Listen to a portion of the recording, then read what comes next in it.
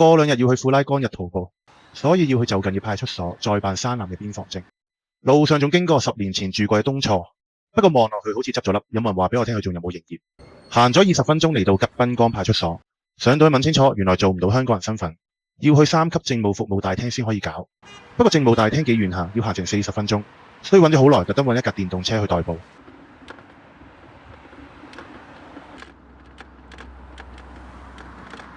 終於嚟到服務大廳，可能有人會問，唔係4月15號全國統一電子邊防證咩？答案係嘅，不過港澳台未有，所以都係要親身過嚟辦理。